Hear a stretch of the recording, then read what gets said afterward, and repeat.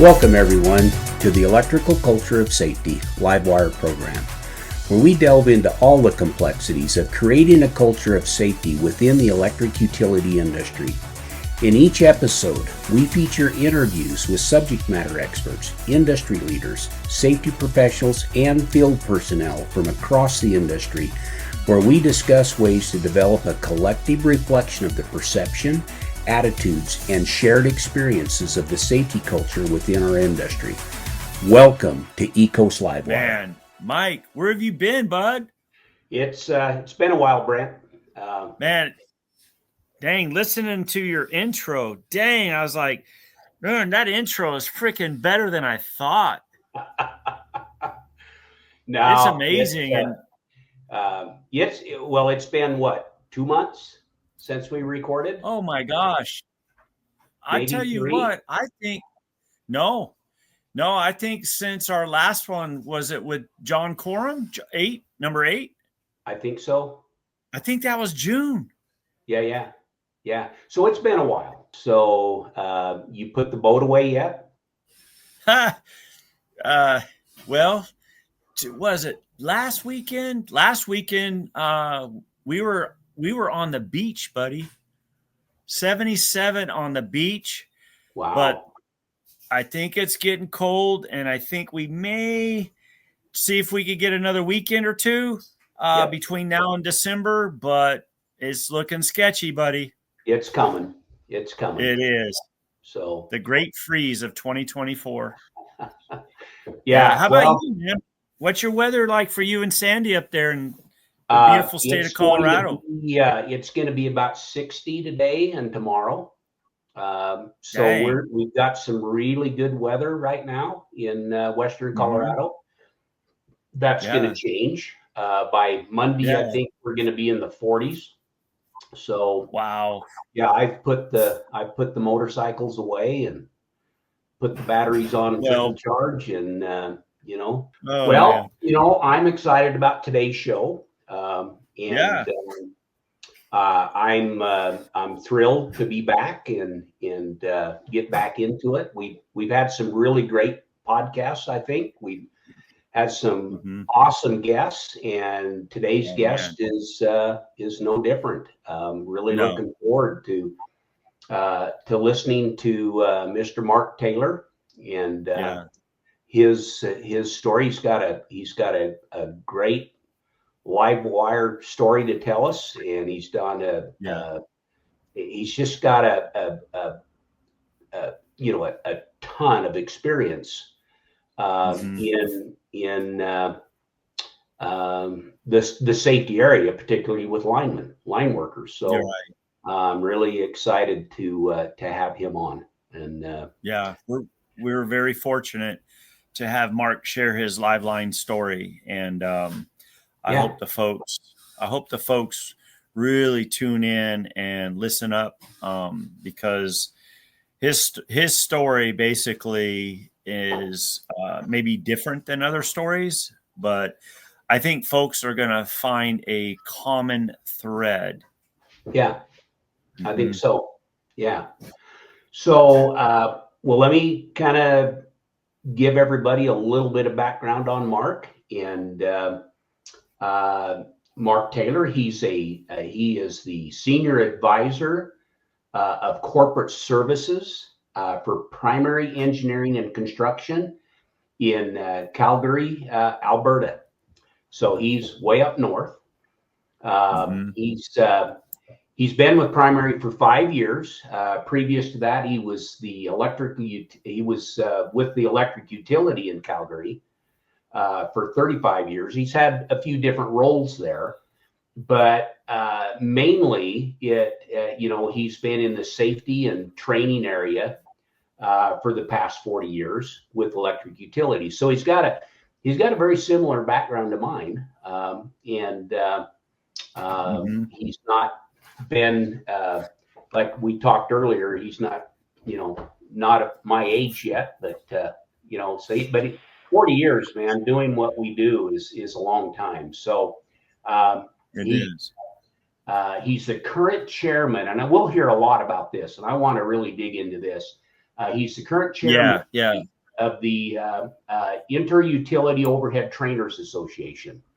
And that's an organization I'm familiar with, but not probably to the detail that I want to get into today. I've never really had that much to do with that organization. I'm looking forward to maybe getting more involved with that organization.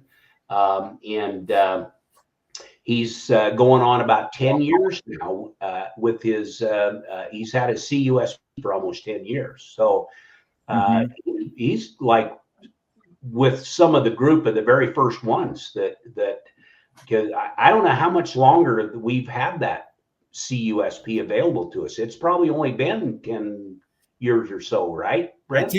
I think there's a few 15-year folks currently, Mike. Okay. Yeah, I think you're right. They talked about some of those at the conference last month. Yes, very few. So he's been involved with that, almost not from the beginning, but pretty close. So, yes. He started his career as an apprentice electrician, right? Just like I did. And of course, he rose through the ranks, where he stayed for 35 years. And he says that that's where he acquired his passion for safety, was in the trade itself, and protecting workers. And maybe he's got a story there on if maybe there was something that occurred that kind of put him down that path, because that, with myself and a lot of other guys that I associate with in our industry, it seems like there was something in their careers with a coworker or someone that they knew or another company that where there was some type of an incident that got them thinking more about workplace safety. So maybe he can share some stuff there. But in his current role, he's deeply involved with creating safety initiative to enhance worker safety. And his favorite part of the job is teaching and engaging with teams and industry partners and field crews. So he's got a motto here that I like. He says, "I live by the motto: never think you are done." Right? Push to be the absolute best at everything you do. Right? This drive keeps him grounded, reminding him not to let success cloud his goals. Right? Which I think that's beautiful. So, he outside of work, he likes to golf, relaxing at his home with family and friends. He's a music enthusiast. I love music as well. It sounds like he'll listen to just about anything from classical to heavy metal, right? So, my music taste may be a little narrower than his, but anyway, I think that's great. So anyway, you got anything to add to what you know about Mark before we bring him on? Well, I've been wanting, when I first met Mark face to face, that was at the IOTA conference just north of Boston, Danvers, Massachusetts, this last August, and where we had a Bierer Meters, we had a booth, and also I was invited to be one of the speakers talking about your electric reality, which was a great honor to be able to participate and share. But it's like when Mark got up there and he shared his story to the group, and when he shared his story to the group, and I didn't know what was going to happen. I didn't know the agenda. I had the agenda, but you have the agenda, but you don't know what's going to happen. You see the structure of agenda, but things happen within that structure that you just didn't know were going to happen.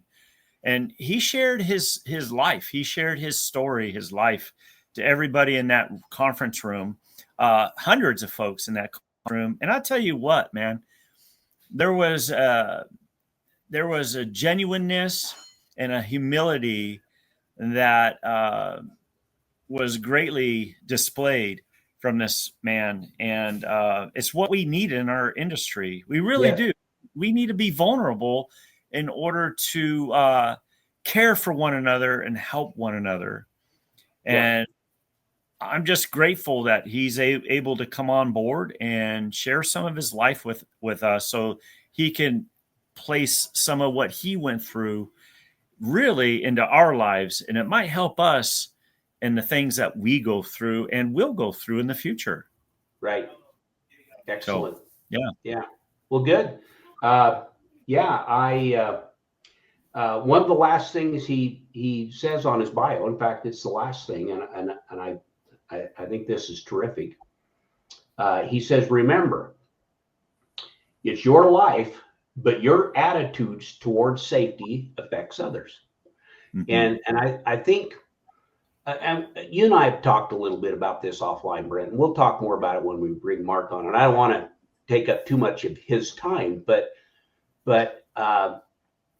you know,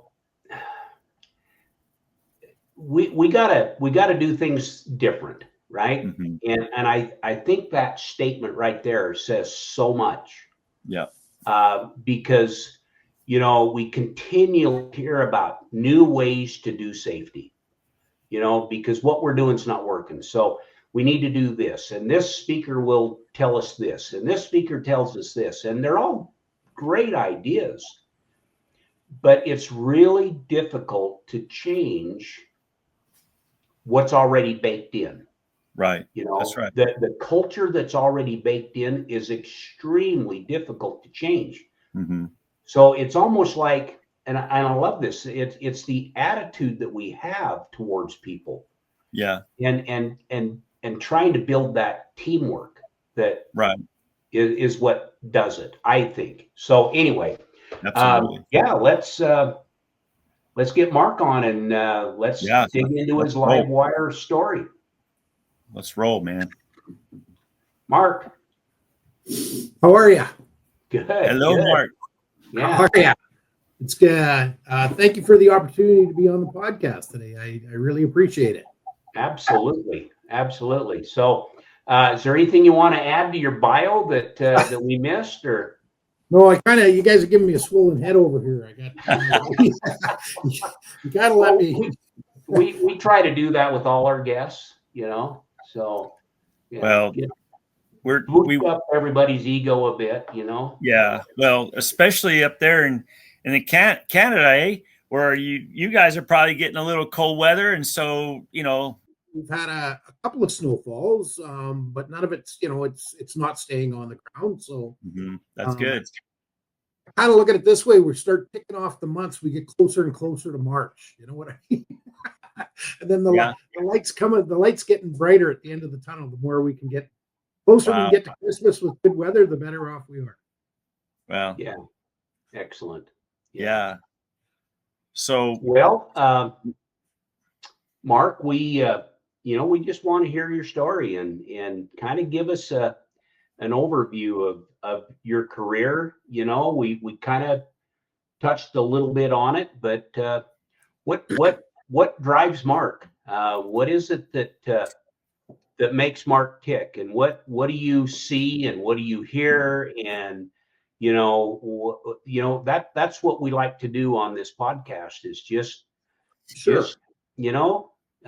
it's just a discussion about different views and as you know, and I don't know what things are like up in Canada as far as I don't know if your incident rates, your fatality rates are the same as ours, you know. So maybe you could kind of shed some light on that as well. What you're seeing and hearing up there. Sure. So maybe I'll start a little bit at the beginning of my career and kind of go that way, if that's all right. And then absolutely. So I got out of high school. I wasn't really sure what I was going to do. I knew I wanted to work construction. I knew I didn't want to. I had a pretty good idea by the time I was 16, 17 years old that I I didn't want to be in school any longer. And my dad was the business manager for the IBEW up here in Canada, and I looked at several different trades, and I went in to become an apprentice electrician. He was an electrician by trade. So I did that, and at the end of in the middle of the 80s, we had an economic downturn. So I'm going to start to, maybe instead of doing all the math, I'll just tell everybody I'm 60 years old right now, and then that'll stop the math component of this. I like to throw that in there. And, so I went, all the oil and gas plants in Alberta shut down, and there was absolutely very little work. So I went to the City of Calgary electric system, and my dad got me into there, helped me get there. And so I started with them, and I thought I was going to be an electrician, and they kind of went, no, you're going to start in the ditch, and you're going to support the line workers. And so I did that. And, I wasn't really happy about it, but you know what? It was a steady paycheck. You're 22 years old or something like that. And I mean, times were tough in Alberta and without the oil and gas industry going. And so it's a steady paycheck. You may as well do it. At that point, I started to learn about the line trade and what linemen did, because the utility workers or the laborers were supporting the line workers. And I was interested in that. But I didn't have my physics. So it took me a little bit to swallow up my pride to go back to school and take physics. Not a course that I really enjoyed the first time I took it. And I certainly didn't enjoy it the second time I took it. But I finally took it, and I went into, they had tryouts. So they took a bunch of people that wanted to be line apprentices, and you went through this selection group, and I went through that for, I think it was 4 or 5 days. I was successful there. And then they started pole climbing school. And we were at that for a week or two. I'm not exactly sure, maybe a little bit longer. And all of a sudden they brought us in, and they said, hey, you guys are going back to the ditch. And we were kind of like, well, what's going on? And we were like a lot of utilities up here. We shut down our apprenticeship program for 10 years. So back I went to the ditch, and I did that up until 1996, somewhere in there. And I got promoted. And really, our work group was called Civil Works. And during that time, we had the worst TRIF rates. So everybody knows what TRIF is. We had the worst sick and accident rate of any group in the company, in the utility. And I kept looking at it, and I was going, I don't know what to do around this. Like, guys just didn't care. And it's where it got to. You had a certain group of guys that cared, and you had a certain group of guys that didn't care. And it didn't really seem like, as a group, that anybody believed in us, if that makes sense. And so I sat there and I watched that. And, I had a good mentor who did care about us. And I watched him, and I kind of, one of the things I do with leaders is I watch what they're doing right, and I do that. The things they're doing wrong, kind of look and go, hey, that's where I want to start working to correct it, right? To kind of make it better. And he had the same philosophy when he was kind of mentoring me. And he retired, and I took over the Civil Works group. And where I got to is I sat down, and we got a core group of guys. We started to believe in one another, is where we got to. Really started to, there was none of this where you went out to a job and it went a little bit sideways, and somebody come in and say, hey, I told you that was wrong. I told you that wasn't going to work. I didn't want those guys. I wanted guys that if it was going to go south, that we spoke up right away, that we had that group discussion about, hey, this is how the job's going to go. If the job's going south, we're going to stop it. We're a lot of smart people here. We're going to figure out how to get this back on track. And I did that with the safety as well. And I started putting up, I bought one of them with clocks. That's how many recordable days you go. And we'd hit 10 days, we'd hit 20 days, we'd hit 30 days. And I kept pushing the group, right? Like, let's get better. Let's commit to one another. Let's commit to safety. I also encouraged the group to bring forward safety initiatives. Our safety team sitting in the background, and really at the time, our safety group acted like police. And I was kind of like, hey, if I was in safety, I'd be a coach. I'd really want to coach versus be the police. And I thought, you know what? I'm the leader of this group. I'm responsible for this group. I'm responsible for these people getting home every night to their families. And I'm the guy that should actually give a poop about these guys getting home every night. And when I started to show that, we started to see a shift, and a big shift. So the guys would come with safety initiatives, and we'd try them. We'd try anything. We'd try pre-work stretching. We'd try that. Okay, that's working. Okay, we'll keep that. We'll try something else. Nah, that's not working. Let's throw that out. But hey, good idea, right? And we kept coming up with all these different safety initiatives and kept the ones that worked and the ones that didn't. What we started to realize is all of a sudden, hey, we've gone a year without a TRIF. Well, let's have a party. You know, we all bit of a celebration and everything else. And buy, get some dollars from the company and buy the guys a little recognition gift. Well, holy cow, we've gone 2 years. Holy cow, we've gone 3 years. So when I moved, we had gone 7 years without a recordable incident. We went from the worst sickness and accident rate, the worst TRIF rate, to the best. We had utilities coming from everywhere going, how are they doing this? And really, it wasn't a silver bullet. It was a ton of these other little bullets. But if I could put something in a nutshell, is that we absolutely cared about everybody. And we cared about our team. And if you didn't fit into that team, we didn't want you. If you were a guy that wanted to take all the glory and talk down to people and everything else, we didn't want you. We wanted you to train people. We wanted you to bring people up. We wanted you to mentor people. I encouraged the guys to do things after hours. I encouraged the guys to do things with their families after hours, so that we started to meet one another, understand our families, because all of us were young and we all had kids and everything else. And it was kind of like, let's plan these goofy events. Like we would do these river raft races. They had river raft races in Calgary, and we built a boat and threw a team together. We went on these river raft races, and it was all these goofy things to kind of build the team. And I look back, and I there's the poem out there, "Be Your Brother's Keeper," right? And I listened to that poem, and I kind of go, okay, we 100% believe that. We really speak out when something's wrong, and that was the whole piece I absolutely encouraged with my group. And so at that point, I was now the manager of Civil Works, and things were rolling along just great. And we had a fatality in our company of a first-year apprentice. And I didn't know the young man.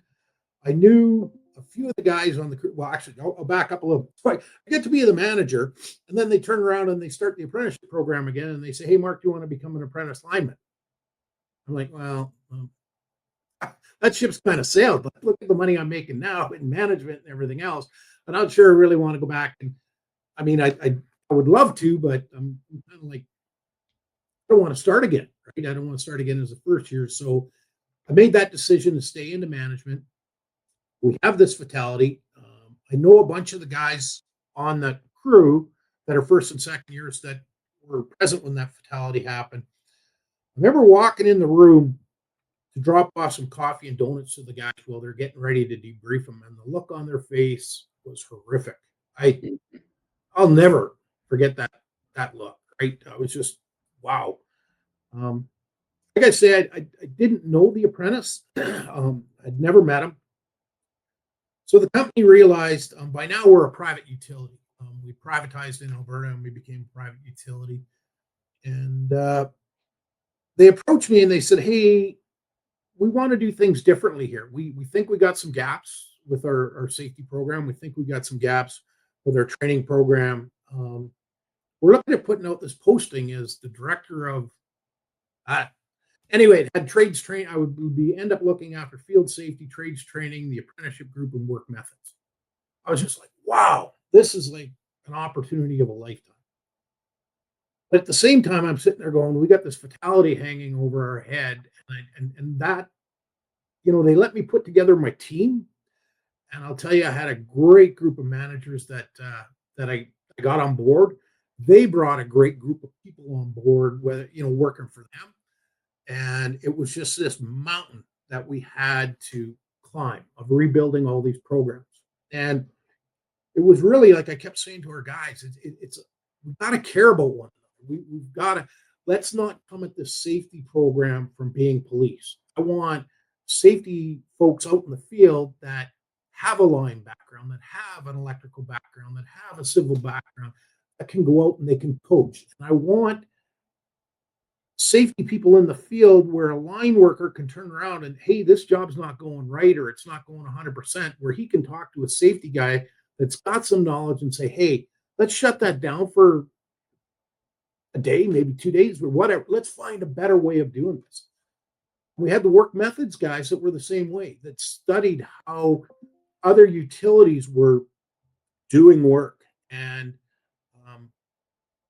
is there a better work method to bring in there? Is a safer work method? So we started to develop all this, and at that time, I was out trying to get into industry. We kind of acted as a silo. I was NMAX was the name of the corporation, but we kind of acted as a silo, and it was kind of like we got to reach out to industry partners, and we got to reach out to industry partners wider than the province of Alberta. And I ended up meeting a guy from Idaho Power, and I was going to go down to Northwest Line College and see we were going to build our own training center. That's where we wanted to get to. We wanted to build our own training center, a really good training center. So I was going to go down to Northwest Line College and have a look at their training center. And I met this guy through Idaho Power, and they had a training center. I'm going, well, geez, they're side by side, just about, like they're, I don't know, 5 miles apart, maybe 10 miles apart in Boise. And so I went down there and seen all these things, and he encouraged me to join IOTA. And I'd never heard about IOTA. So he gave me a couple of phone numbers, and I reached out to John Lowe, who was the chairman of IOTA at the time. He was with Duke Energy. I believe he's still with Duke Energy. And a wonderful lady named Amanda Sargent, and she was with Central Hudson. She's since retired. And they kept encouraging me to join IOTA. And I was, okay, so you have this conference. How much is the conference? Well, the conference is free. Okay, you just got to pay for your own travel and your own hotel rooms. So the conference was in Charlotte, North Carolina. I thought, well, cool. If anything, I've never been to North Carolina. It's an opportunity to go to North Carolina. I got to tell you, Charlotte, by the way, is a beautiful city. And I went down to this conference, and I met some people there. I met these folks from Tampa Electric, Kirk Derry, John Lowe, Marianic. These guys were phenomenal. And it was, so you go to this conference, you're not really quite sure what to expect. You're a little shy to begin with, kind of just hanging out in the back corner. And these guys weren't going to let you hang out in the back corner. They were dragging you everywhere. And sit at our table and tell us your story and do this and do. I'd never joined a group that was so open in my life that I was just stunned. And I'm sitting there at the conference, got the opportunity to meet Carl Potter for the first time. Carl and I have since become friends. Actually, I've become friends with a whole ton of these folks. And I couldn't believe the amount of sharing that was going on at this conference. And they were talking about successes, and they were talking about failures, and they were talking about the failures. And that I didn't think anybody went in there and said, hey, you know what? We had an apprentice lineman die on our job site this year, and talk about what went wrong. So I got into these conversations with these folks, and they were like, really, it's smart, so we don't make the same mistakes, so that you don't go back. We learn from your mistakes. You learn from our mistakes. We learn from each other's successes. We share our successes, and we share our failures. So we get to day 2 of this conference, and they're having a chat about electronic tailboards. And I kind of put up my hand, and I'm going, we're building one, and we're just about done. And so they're like, hey, get up on stage and start talking about this. Like, hang on, I'm really not ready for all of this. And but I did, and I enjoyed myself and learned so much at that conference, um, and took home all these presentations, and everybody was giving everything freely, and I was just wow. And they're like, "Hey, if you need anything, Bo Marianic and the folks from Tico and Kirk Dairy, you need anything, you call us." Well, I get our work methods guys, and I'm going, "Hey, I'll introduce you to these guys." Well, we start working with their work methods and everything else, and Duke's work methods folks, and all of a sudden our program starts to go from 0 to 60 overnight, and I'm just like, "This is incredible." So I attended a few of the every IOTA conference since then, over 10 years now, anyway. Um, and I was presenting at a lot of the conferences. They wanted to hear about what was going on in Canada. So I did do a full blown tailboard, electronic tailboard from Poughkeepsie, New York. And these guys were watching it live, and our folks in Calgary are watching this tailboard be populated live in real time. And people were just like, wow, we can't believe this. I remember giving a presentation on fatigue management. That one of the things that I started to hear about was through the industry was workers being killed on the way home from working storms. And I was just like, hey, do you guys not have fatigue management? Do you not have rules? And and they were saying, well, depending on the state and everything else. And I'm going, okay. We've been dealing with this in Canada for a while now, and we have some pretty specific rules on fatigue and fatigue management, and a lot of studies from whether it be airlines, rail lines, everything else. So I did a presentation on that after the conference, or after my presentation, which was like, holy cow, we need this. You need to send this to everybody in attendance. And I'm going, sure. So around that time, we had a shift. John was leaving. Amanda had left. Bo Marianic was coming back to be the chair again, and Bo's done it several times. And Bo approached me and he said, would you like to be the recording secretary for IOTA? And I was like, cool. Don't know what the recording secretary does. I should have probably been paying attention to this at some stage of the game. And so I took on that role for a couple of years, and Bo wanted to step away again. He said, "You ready?" Bo was a fantastic friend and mentor to me.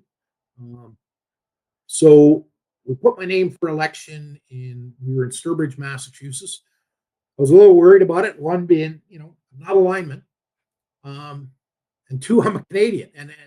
And for the longest period of time, we were the only Canadian utility to belong to IOTA, and I was the only Canadian member. So part of my mandate was, hey, let's grow this in Canada. Let's get more Canadian people attending. So I got elected in Sturbridge. And at that point, in the bylaws, if you're the chairman, you have to host the conference. So we announced that, okay, for number one, you now got a Canadian chairman. And two, we're now going to Canada. You guys got to get your passports. So we gave them a 2-year notice to get their passports and everything else. And like the difference and I think probably it's because we're from Canada, it's cold, and we want to escape the cold, so we go to the States and we need a passport to get in. But we found out a lot of our members didn't have passports, so we had to give them like a 2-year notice to get passports and everything else, just give them some time to get it. We hosted it in Calgary, Alberta, Canada. We sold out the hotel in 30 days. The entire hotel sold out. They were running around. The hotel's biggest problem was finding a sister hotel close enough to give them a discounted room rate so the guys and gals could walk to the conference. It was one of the largest attended conferences we ever had, and huge success. So that's kind of my story with IOTA, and I've been doing it, since then. I think since 2018 or 2019, been the chair. We had a couple of years of COVID where we didn't do anything in COVID other than answer questions. So one of the cool things about IOTA, and I'll throw this in there, is our members are allowed to ask questions. So that if you've got a question on how to do this, or hey, I got a problem with this, and you're a member, you send it to the secretary. The secretary sends it out to the mailing list. We keep the mailing list confidential, but we send it out to the members, and the members answer those questions. Since then, David McPeak, who is over at Incident Prevention, you guys are probably very, very familiar with David.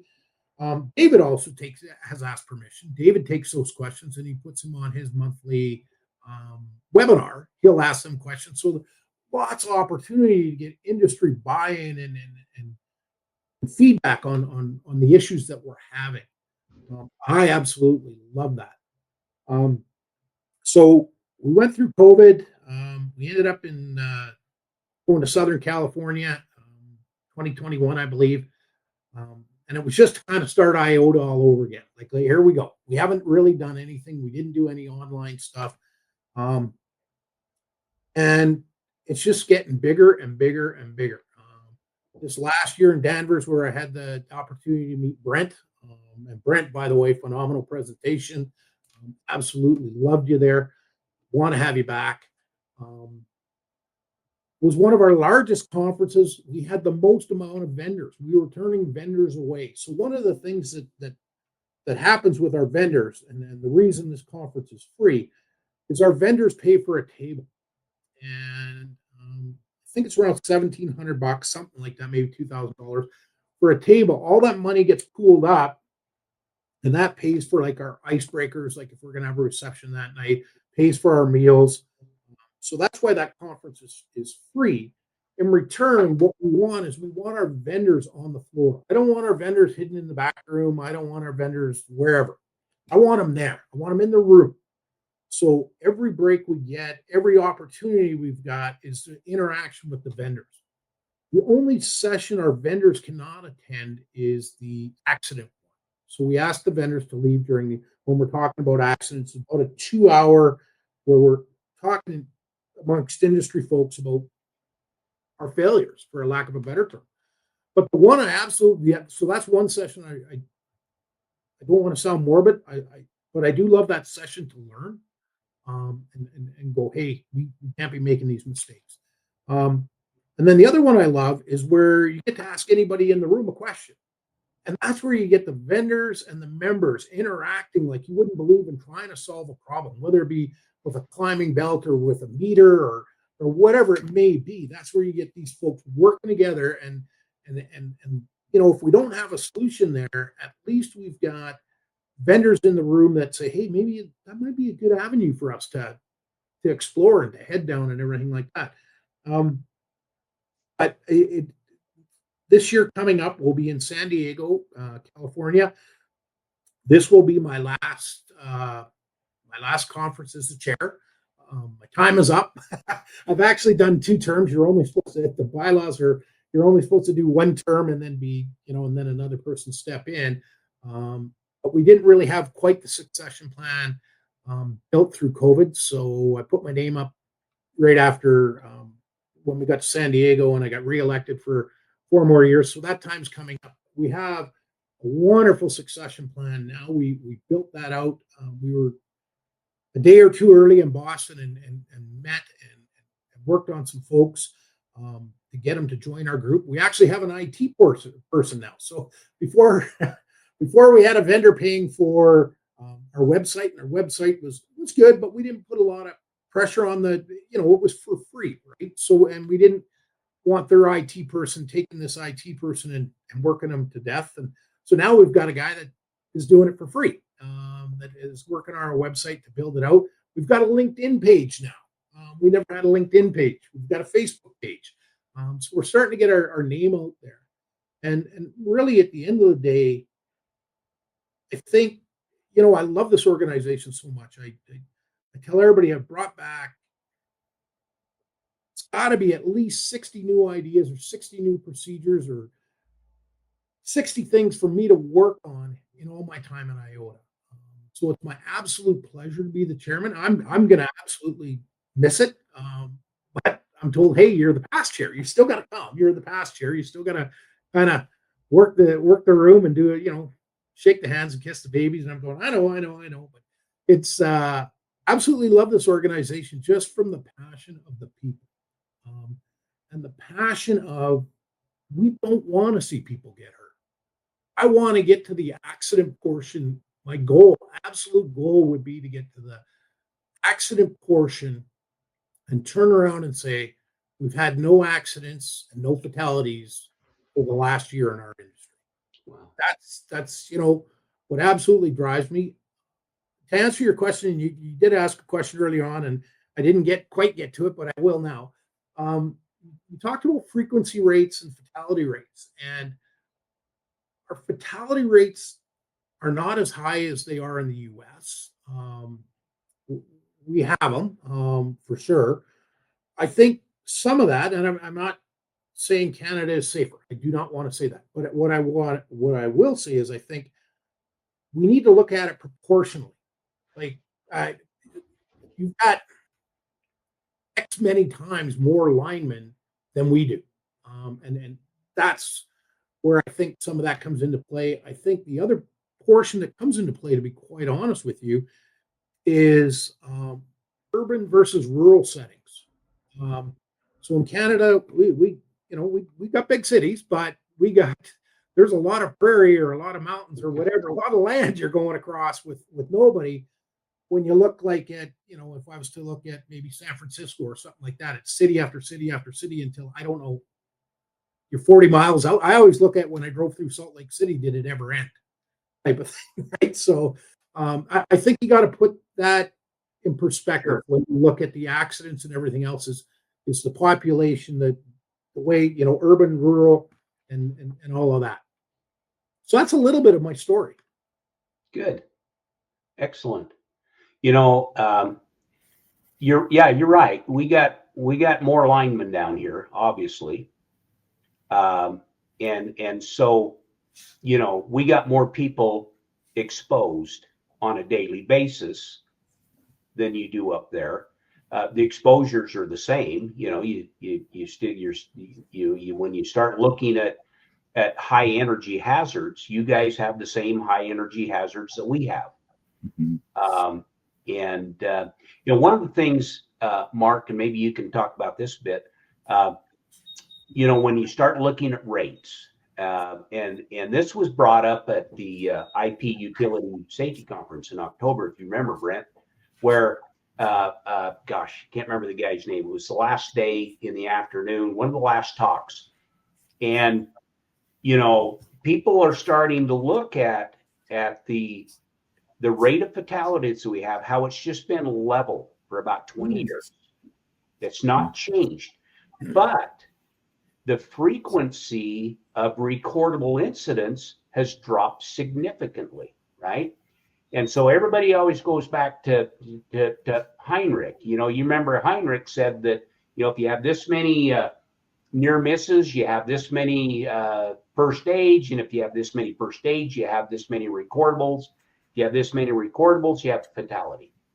Well, it's not working out that way, right? Because all these injury rates are going down, but the fatalities are staying the same. So what's the deal? Well, and this occurred to me, especially after this guy's presentation, was he said the thing that you have to keep in mind is the recordable injury rate, that when somebody gets injured, we're managing that very aggressively, so it doesn't become a recordable.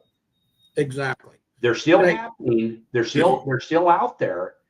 But down here, and I don't know if it's up there, there's industries, there's companies out here now that do nothing but manage your injury aggressively so it doesn't become a recordable. And we have that through healthcare providers that they can come in and do that work. And I agree. Like, I look at a couple of different things. Is one, our tools are the best that they've ever been. Like, you look 40 years ago, holy cow, we didn't have a third of these tools.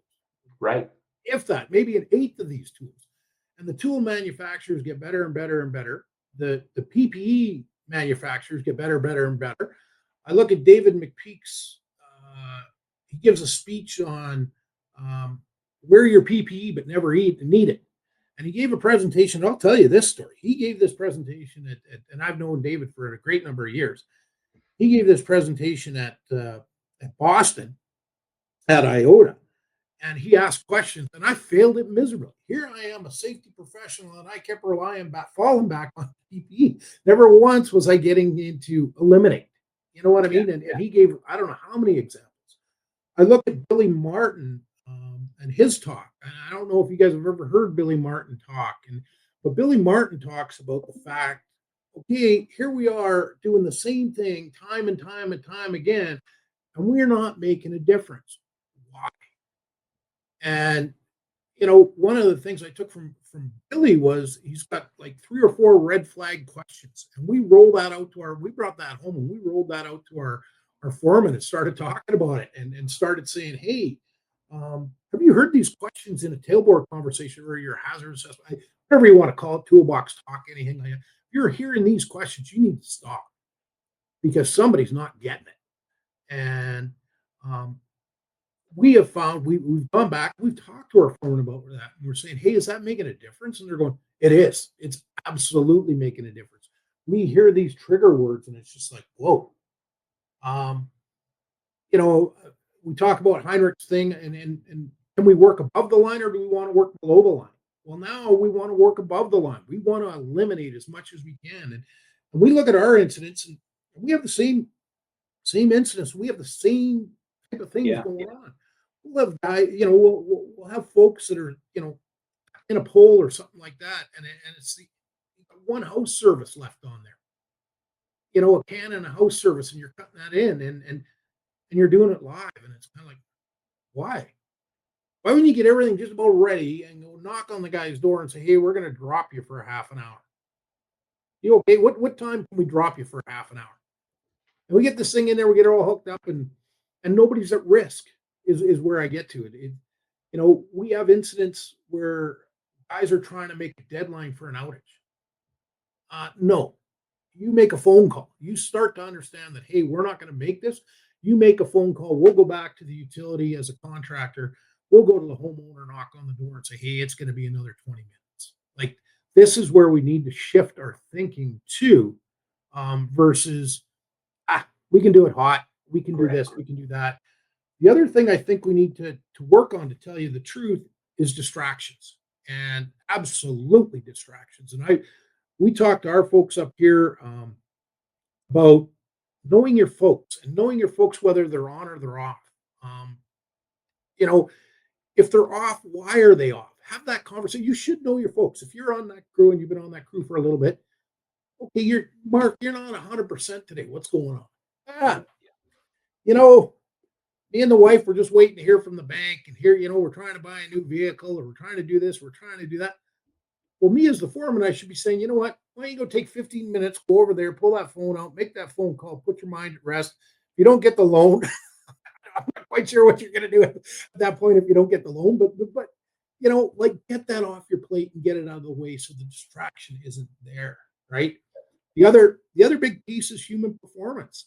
And I think understanding human performance and understanding that we're built to screw up. Humans are built to screw up, and we're gonna screw up. We're gonna. I mean, I only got to look at my life so long. Like I am lucky to go a week without screwing up, and probably lucky to go a day without screwing up. So, what controls can we put into place so we don't have our people making critical mistakes? Talk about with our folks. I wanted it when I got here. I wanted every vehicle measured, and I wanted the height of that vehicle on the dashboard of that truck. Because in Calgary, I got to tell you, we got a plus 15 system. So it's to get all the buildings downtown, so you never got to go outside in the winter type of thing, right? And these plus 15s are all heated and everything else. The goofy thing is they built them all at different heights.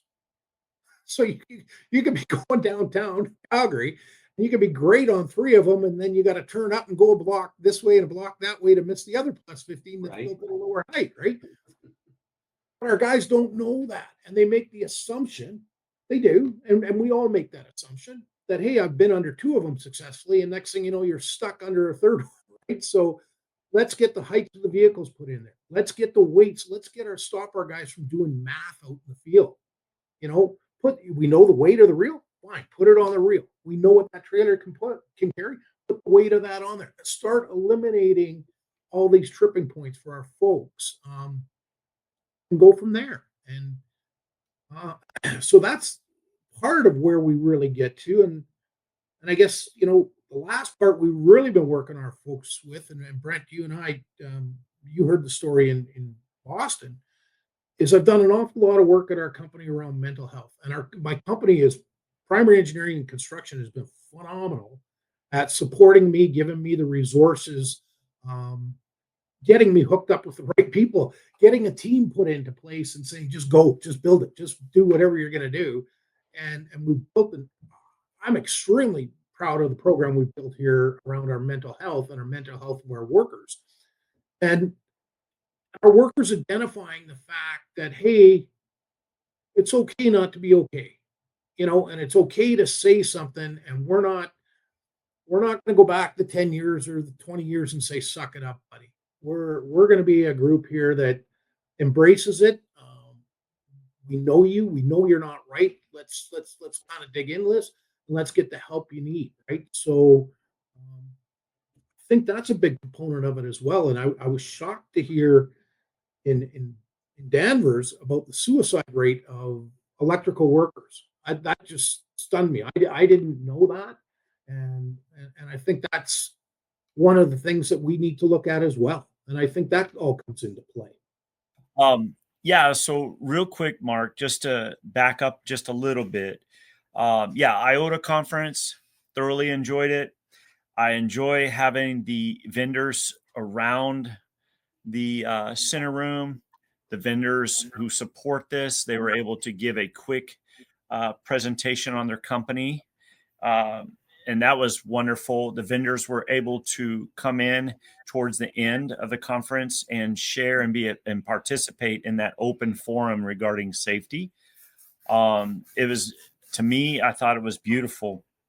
You talked about this mental health just now, where you're kind of running that show, and it's something, Mark, that, and this, it's something that our industry, unfortunately, is not grasping. We're looking at SIFs and we're ignoring the true root cause of these SIFs. And a lot of them are because we're not on. And so your background, as far as going through your times of not being on, I would like you to share some of that background, because what's interesting is when somebody goes through a thing, like a safety guy, they go through a thing, they survive, and now all of a sudden they have this passion to be the safety guy. Well, you have this passion to make sure that we talk things out and we get together and we make sure that we are on. And if we're not on, let's get help. Let's talk about it. If we're truly our brother's keeper, let's be our brother's keeper, not in word, but in deed. And that's with the whole person. That's not just being safe and making sure you don't make contact, but the whole person is when we do need to make contact with one another.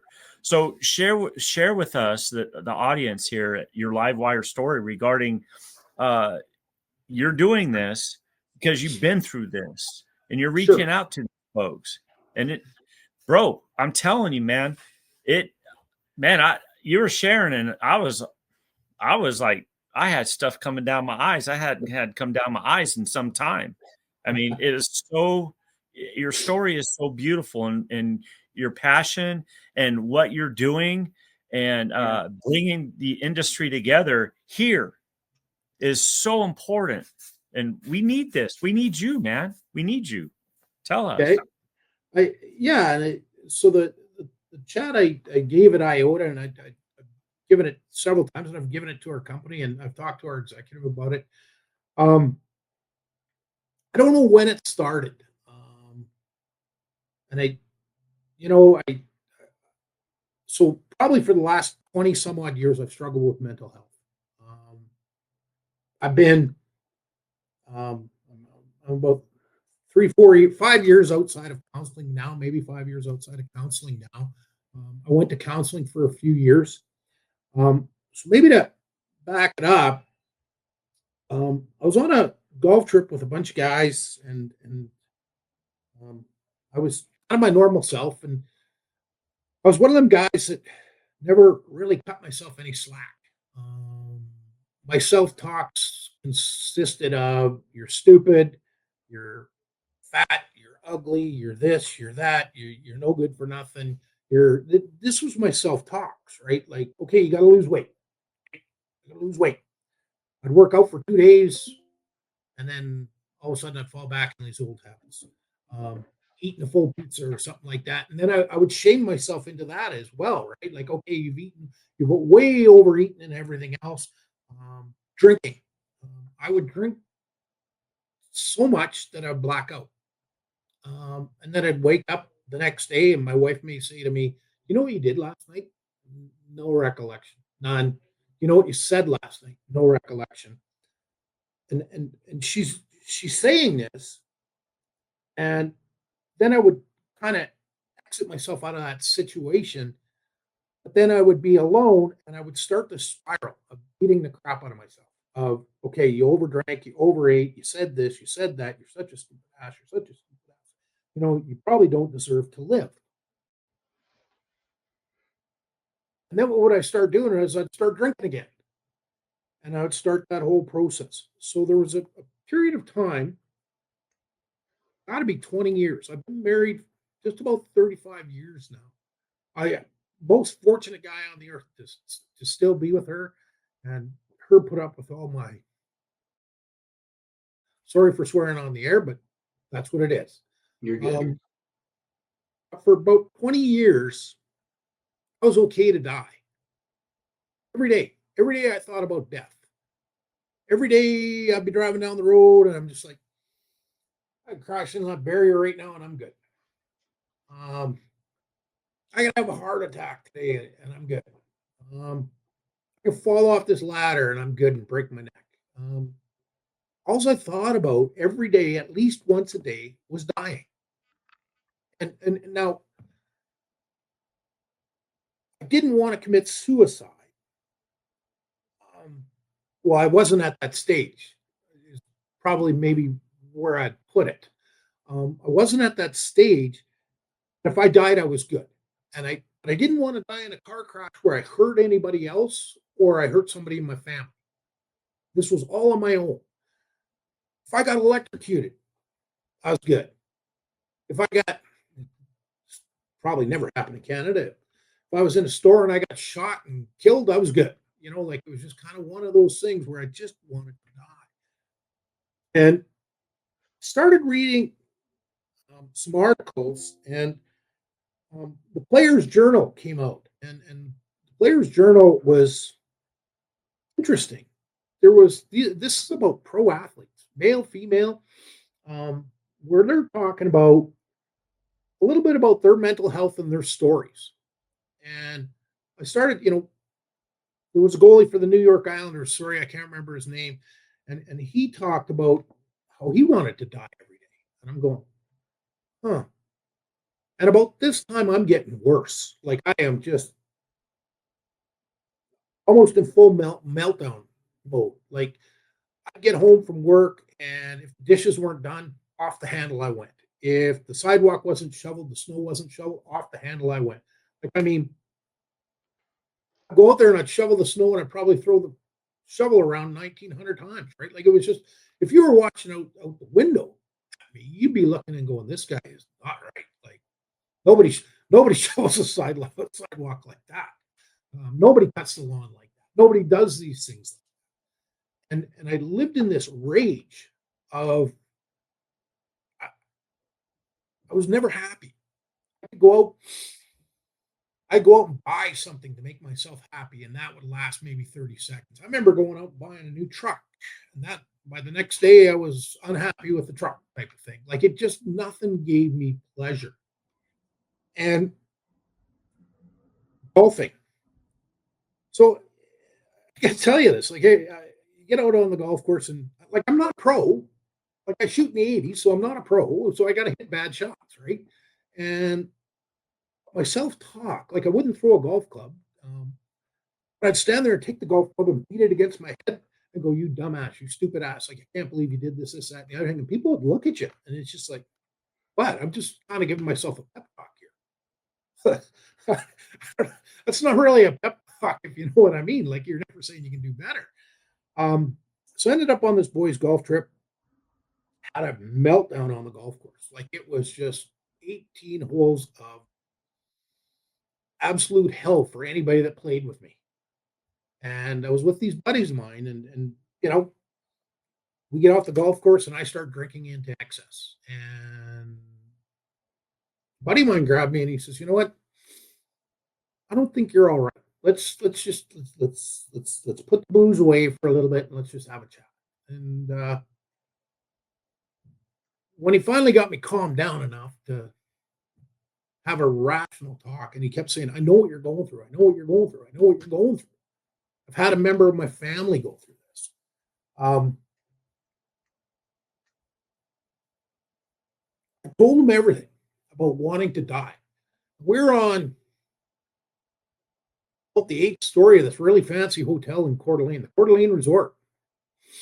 And I was willing to throw myself off that balcony at that time. Really, truly, I was at that moment. And we made it through the night. We got back to Calgary. Sat down with my wife. Told her I wasn't right. Told her I wanted to get better. And so I made a doctor's appointment. But in the meantime, I went on to Google, and I probably shouldn't do this, but this is not great advice. I got to throw this out there. But they have mental health assessments on there, and you can do them. And so I did these mental health assessments, and I started off being not truthful and realized I had an issue. And then I started being truthful and realized how bad my issue was. So I went to my doctor. I had a family doctor, and I went to her, and we did a couple of assessments and a couple other things, and talked to a psychologist, and they were like, "You need therapy. You need some help. Like you really do. Like you're right on the edge." And so if I went into the government program, I'd have to wait 3 months to get into the government program. That was free. And this is where I talk about sometimes ways and means of getting things done, right? I was fortunate at the time that this happened where I was making really good money. House was paid for, vehicles were paid for, so we had money to help pay for this. So our benefit plan covered probably about half a dozen sessions for free. Then after that, it was about $200 a session. I was going once or twice a week for about 4 or 5 or 6 months. This is costing a fair amount of cash. And the reason I'll get to why I'm bringing up the cash thing here in a minute. And I realized, through therapy, through drugs, I'm on drugs. I'll tell you that I'll be on drugs for the rest of my life. And I don't hide the fact. Let's put it that way. I'm on a drug that balances my emotions. That's good for me. Sorry, I needed a breath there for a minute. And I went to therapy for about 3 years. And the company benefit plans, and I'm not dumping on any company, so let's be clear on that. But they only cover 5, 6 sessions. And all of a sudden, I started to find joy. I found joy in the goofiest little things. I could go outside and look at, I don't know, this bright sunny sky, and I was just like, wow, this is interesting. They really worked on me. The counseling worked on me And I call it the toilet bowl effect. They probably got some fancy name for it, but it was like being in a toilet bowl. I'd start at the top, like a big turd, and the more I beat myself up, down I went until eventually I flushed out. What I had to do is I had to figure out a couple things in my life. One, something that brought me joy, and two, a way of breaking that cycle. I tried journaling, not very good at journaling. What I am really good at, and one of these things I love, I absolutely love, if I really get into a bad spot, I love to go for a drive. I love to crank the tunes. And I got to tell you guys, I am the greatest singer on the face of the earth in the front seat of my car. No, and I may look a little crazy. I probably am a little crazy going down the highway or whatever and singing my ass off. But it brings me joy. It brings me that something that just I've had a really, really bad day. And people can find that. So I did all that counseling. Where I started to realize I was good is we were on a street corner in Nashville, my wife and we're standing there, and I don't know what I was looking at. Probably looking at the Batman building. That building fascinates me, and I think it's the AT&T building in Nashville. That just fascinates me. But we're standing on a street corner, and I was holding my wife's hand, and I never did that very often before then. Yeah, never did that. And she leaned over and she kissed me on the cheek, and she said, "That's the boy that I fell in love with and the man that I married." So that's kind of in a nutshell on my mental health story. And when I left NMAX, I was approached by Primary Engineering and Construction. They're a contractor for NMAX and Fortis and a few other utilities up here. And a friend of mine was the president and CEO, and he asked me to, if we could work together and if I could come to Primary. And I'd done a bunch of work for Primary on the safety side of the fence, looking after them for, safety-wise for our contractor for NMAX. And I came over here and COVID hit. I don't think I was here like 2 months of COVID hit. Through COVID, we started to figure out that, hey, we got a lot of mental health issues going on in our company. And working with the executive and the president and CEO, we figured out we got to do something around mental health. And I was like, hey, I want to take this on. I want to champion this thing. Mike, the president and CEO at the time, he attended some conference or seminar, and there was a mental health expert with this really large company in Canada. And I was kind of like, geez, they got a mental health manager or VP of mental health. And so I contacted him, and we started talking, and he started talking about, it's you that needs to build the program. It's you that needs to do this. It's you that needs to do that. So with my HR and safety team, we started to research. I couldn't believe how many free resources there were in Canada. So we started to put together a mental health guide. At that point, I went and took mental health first aid training. Mental health first aid training is no different than first aid training. I am not a psychologist. I cannot treat you. If you declare to me that or I see that things aren't right, I'm going to work with you to get you the help you need. I'm not going to help you. I am going to work with you to get you to a program you need. So we put all these programs in place. We built a mental health guide. Then I looked at our benefit structure, and this is where I get to, is a lot of our folks don't have the ways and means to pay for this. Don't. I was fortunate, but you look, if you're a young lineman, line woman, you got a family, you got kids in baseball, soccer, hockey, whatever it may be, you got a mortgage payment, a truck payment, and how do you afford to pay for counseling? That's a tragedy, an absolute tragedy. So that's where we dug into more of these free resources in Canada, because we solely operate in Canada. I haven't looked in the US, but I would challenge you folks to look in the US for all these free resources. And so we put all these free resources together. Then I went and looked at our benefit plan. And our benefit provider provided the 3 to 6 sessions that you get. Well, that's not enough either. Did a little bit more research. We found another provider that provides up to 20 free sessions. And I'm like, oh, 20 free sessions. So 20 free sessions in a year? And they're going, yes. Cool. Well, at least that's just about, half a year anyway, before, at least we're starting down a trail. So that's why we put all these things in place. Is it's something that we don't, it's tough to get the resources to get the help you need. What we do in our company is we talk about mental health. So a lot of companies have a safety moment. You can either have a safety moment in our company or a mental health moment.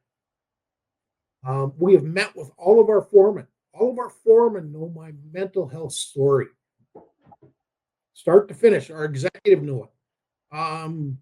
We're a company of just under 500 people. I'd be surprised if there's maybe 100 people in this company that don't know my mental health story. And I don't tell this story for sympathy. I don't need sympathy. I'm good. I'm in a good spot. I'm in a better spot. I tell this story because here I was supposed to be this rough and tough construction worker type guy, that suck it up dude, like life doesn't get you down and everything else, to telling a story of where he wanted to die every day. And where I leave our folks with is it's okay not to be okay today. We got you, brother. If we really got you, we got you. And my phone rings and I talk to folks. I've talked to folks. I'll tell you this. I was at a company event. My phone rang. Guy in another province wasn't doing good. I left that company party and talked to him, and it was a long weekend. So you're struggling to get resources on a long weekend. You're struggling. And I gave him a few that night. I called him on the Saturday. Asked him how he was doing. We talked for another hour on the Saturday. Hey, you call me if anything goes sideways. You're starting to go sideways. I called him on the Sunday. He says, "Are you going to call me every day this weekend?" I says, "Yeah, I'm calling you every day this weekend. I got you, brother. Until we can make that phone call or get you to make that phone call." Monday was a long weekend. I called him on the Monday. He says, "Just like clockwork." He says, "You know what?" He says, "I'm laughing about this now, but he says, I'm so glad somebody's got me." On Monday, we made the call to the healthcare provider and got him into a program. That's why I tell this story. That's absolutely why I tell this story. These young guys in the industry, they've got a lot on their plate. They're trying to learn a trade that's hazardous, that is unforgiving. My son's a third-year apprentice, right? And power line apprentice. And they got vehicle payments. They've got house payments. They got food payments. Like, it's not getting any cheaper to live in the United States or Canada. It's not. The paycheck doesn't go as far as we used to think it would go, right? And so they've got all these pressures on them. They need people and resources to talk to let that go so they can concentrate on their job. I hope, Brent, that gets us to a spot where you wanted me to go with this. Yeah, Mark, that's perfect. Mike, give some input as well. I'm sure you've been thinking about a few things. Well, I was just trying to find an email that I'd sent to my boss here a while back. We had this discussion not too long ago. He asked me if I knew, because, just like Mark just said, these kids have a lot on their plate. And, we focus a lot on programs. We're always trying to find that magic bullet, right? From this guy has this idea, if you do this with your safety program, this will and we just constantly are trying to retweak the way we approach safety. But what Mark just talked about is almost ignored, right? It's almost ignored. It's one of these topics that no one is comfortable about talking about. We just try to avoid it, right? And so anyway, I did a little research, and I wish I didn't know we were going this direction, but anyway, there's more people in our trade that die from suicide than you can even imagine. And again, I don't want to throw any numbers out there, but it's a high number. It's much higher than what happens with an accident, right? Yeah. And but we don't, there's websites out there, Facebook groups out there, Brent, and you and I are both familiar with which one I'm talking about, that when we have a fatality, right, they'll post it. They'll say, we just had one yesterday. Yep. Roll the clock. Is that one roll the clock back or whatever? Yeah, exactly. Yep. We're going to start the clock again. Right. And everybody wrings their hands, and all you see is 30 responses to that, thoughts and prayers, right? Yep. But how many people are we losing in our industry from these mental health issues? And we've got to have a better trained manager. These foremen that are out there in that field, they have a lot more responsibility than just building power lines, just putting poles up and putting wire on it, right? They got to know that these guys are mentally ready for that day, and we've got to do a better job, I believe, of giving them the tools they need to identify these people that are hurting. Because what Mark just described, how many of those linemen right now are going through the same thing? How many of them are worried about making that mortgage payment? How many of them maybe have some substance abuse issues? How many of them's wives have already filed for divorce, right? Does that affect the way they do their job? Mm-hmm. Yeah, it does. It's going to, and I'm not saying that we can fix it all, but man, we got to do a better job of identifying. And I don't know. I don't want to get too far in the weeds here, but I think Mark is brought up something here that is absolutely, I made a whole list of things here that I wanted to dive into, but we probably just don't have the time. But maybe we can hit them on another episode. But I can always come back. Yeah.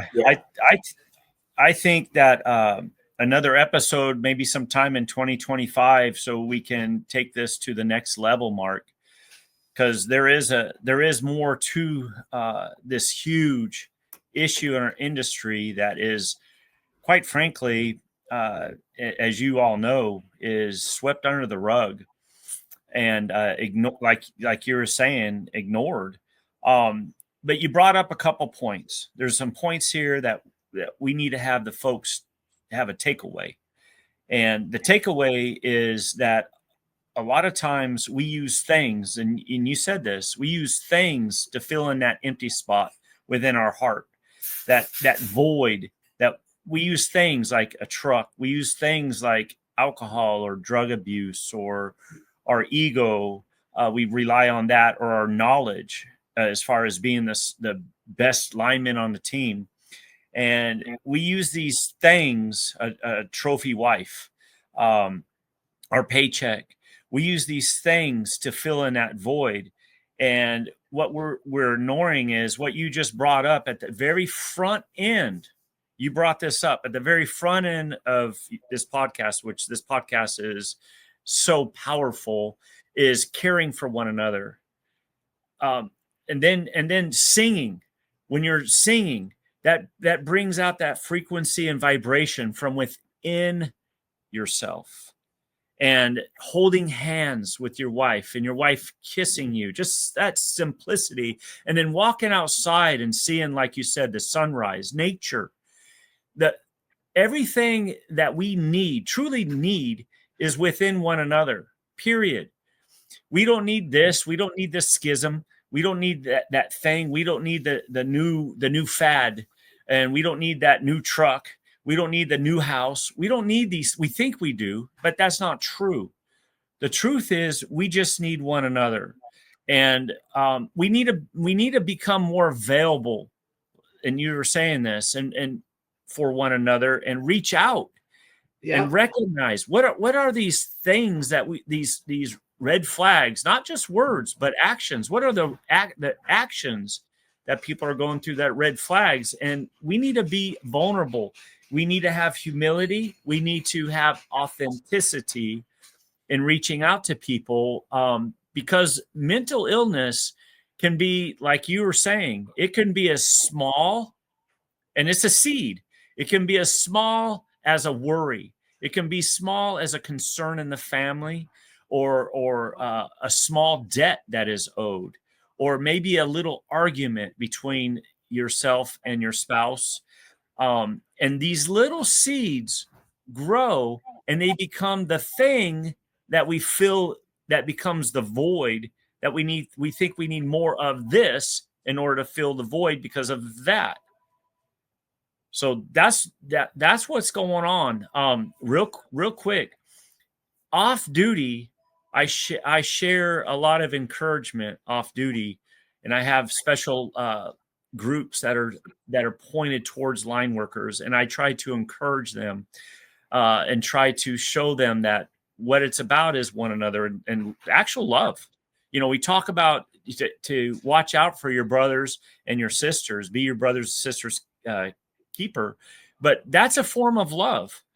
And these things that we fill our mind with, they take away, and they create these voids that are void of love. And we stop caring for one another, and we need to get back to that point. Brent, do you remember at the IOTA conference, a couple of things. One was, and I learned this kind of about a year ago, was hugging. So do you remember where we got everybody up? And it was up to you guys whether you wanted to give somebody a hug in that room, and you had to hug them for 10 seconds. Yeah. Well, I do this all the time, and I still don't get it. I really don't. I'm not a psychologist by any stretch of the imagination, but if I grab you and I hug you for 10 seconds, I don't know if I've stolen your energy or you're stealing my energy or our energies going together, and then you just kind of break apart.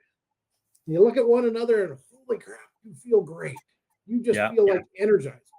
The other one was Billy Martin. I believe it was Billy Martin at the conference, where we had to grab one another and say, look one another in the eye and say, I got you, brother. And absolutely mean that, right? Like, those are powerful things if you really open yourself up and let it happen. And that's what I would encourage people. I would absolutely encourage people to do this. I would encourage people to go and take mental health first aid training. I would encourage companies to bring people in, just like first aid training. Yes. I would encourage companies to bring people in and do this training. It's 2 days of training where it's eye-opening. Yeah. I just think it's no different than first aid. You may save a life. You may save a life. Oh, man. That's, why, and I bring this up. I was at a statewide a couple of weeks ago doing some training, Your Electric Reality, how human connection, human connectivity, and communication skills, leadership skills. And they're doing these, the line workers are having this competitive rodeo. They're competing in pole top rescue, changing out a transformer, changing out a cross arm. They're doing all these things at the rodeo. And I literally, in my speech that I gave the day after the rodeo, I said, how come we don't, now think about this. I said to him, I said, now just wait a minute. This is what we did yesterday, but how come we didn't have, say, a mystery event? And in that mystery event, we had a questions on leadership skills, communication skills, and connecting together skills as a line team. How come there's not that event in the competition? Why not? Why are we learning all these skills as far as getting her done? But how come day one apprentice in the apprentice 15-week course, whatever, or 4 years, and doing it, then going into a 4-year apprentice program, how come we're not teaching apprentices day one a short half-hour, 1-hour class at least once a week on how to be your brother's keeper? What does that mean? We say it, but we don't, Mark. We don't know what it means. Right. I agree. 100%. Yep. Beautiful. Well, gentlemen, man, I've got. We got into it today, didn't we? Huh? We got into it today, didn't we? We did. Man. I've got about 10 more things I wrote down here I wanted to get into, but we'll have to do it on another episode. I honestly think that this is something, Brent, that we should consider doing. Well, we'll talk about it off air, but it's an issue. There's no question about it. And I think it's an issue that our industry doesn't do. We just aren't doing a very good job with it.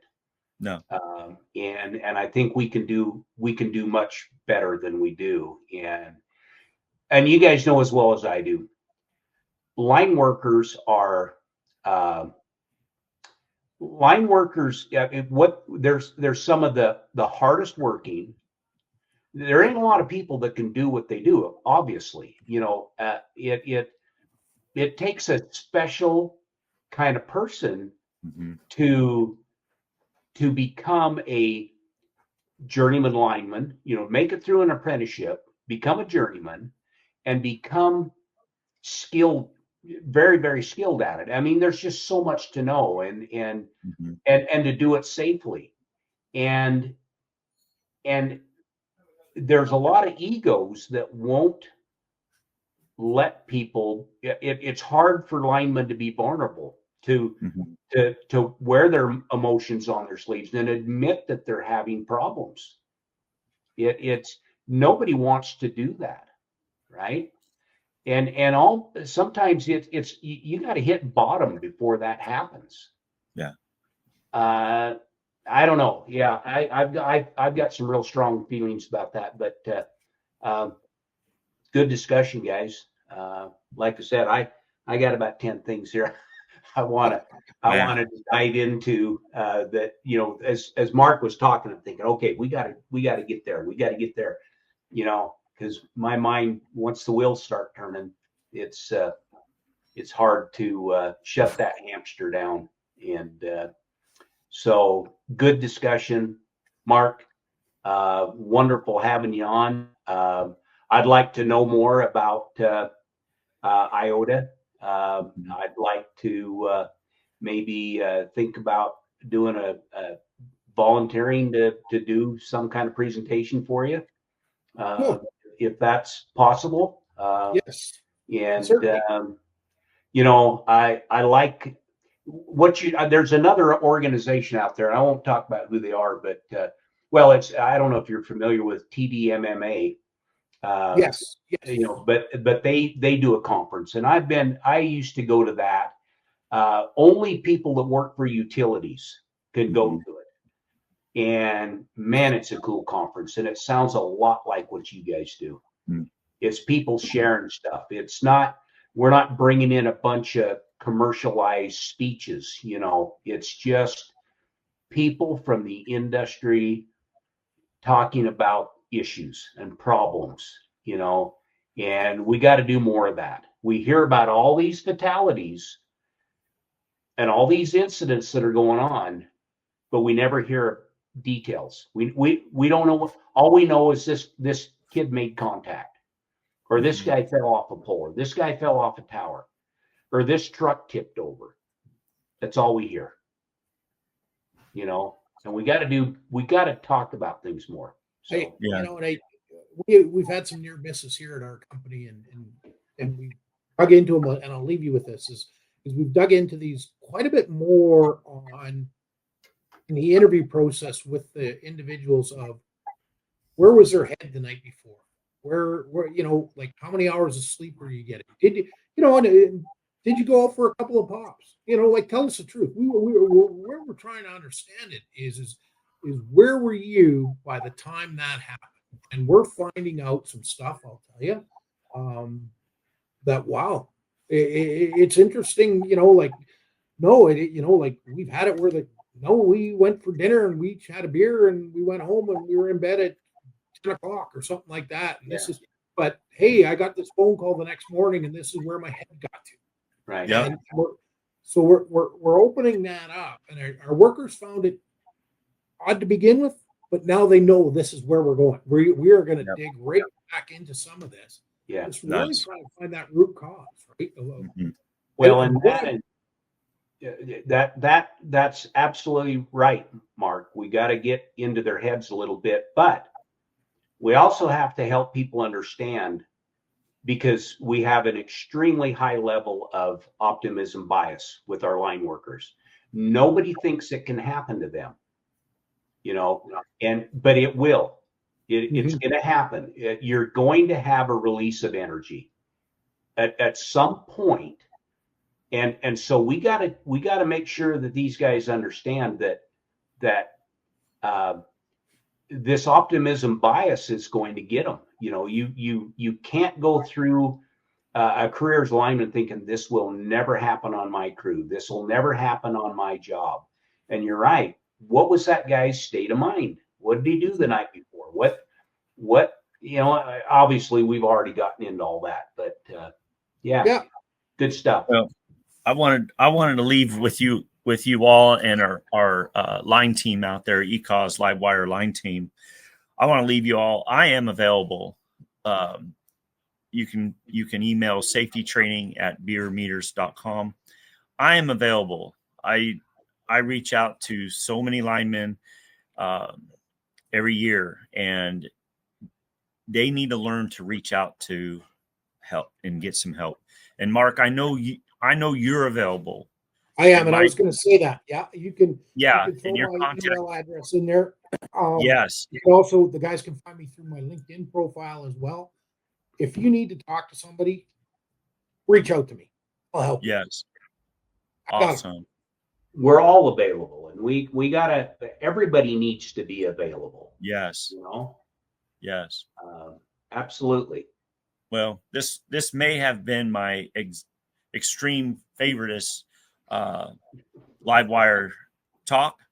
It's a talk that we need to do again in 2025 and not wait too long. Yeah, I agree. I'm game. Fire me an email. I'm game. Okay, awesome. I would love to do it. It was my pleasure, gentlemen, to You're awesome, man, Mark, and I appreciate your heart. Thank you. I appreciate you. All right. So, yeah, we'll wrap it up. And Mark, thank you. Was wonderful to meet you, and I hope I get to meet you in person at some point. Brent, most awesome co-host on the planet. He's a pretty cool dude. Yeah,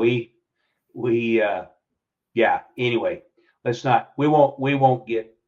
You know, I'm not. Ed, let's go ahead and.